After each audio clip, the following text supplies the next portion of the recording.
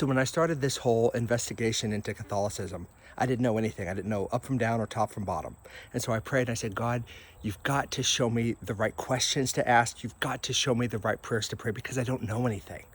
And then it hit me like a bolt of lightning, the early church.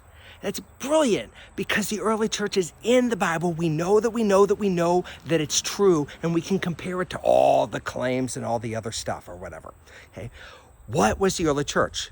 It was the church that the apostles, not people who claim to be successors of apostles, but actual apostles, they recognized.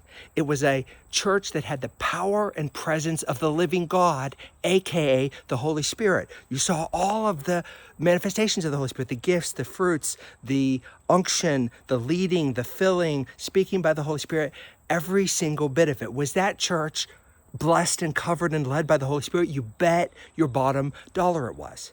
But then we get these early church fathers, whoever these guys are, and they start introducing all this like liturgy stuff and the Eucharist and the claim of the real presence of Christ. What is their liturgy? It's like this robotic, like, you must do this, then you must do that, and then you must do it over and over and over again. And if you change it at all, you are a filthy, wicked sinner. You must do what we made up. And then they call that holy.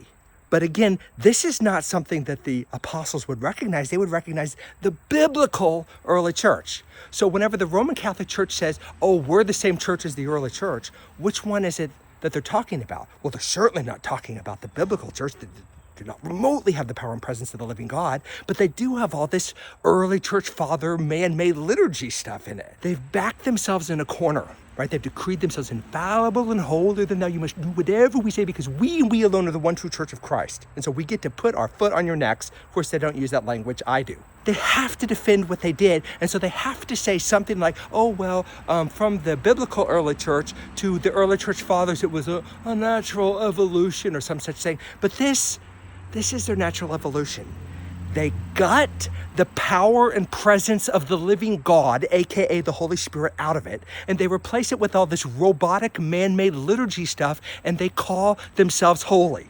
And so now let's ask the question, should a church which has cut the Holy Spirit out of itself, the church that the apostles would recognize, should that church expect to be covered and guided and led and protected by the Holy Spirit? Does it make any sense?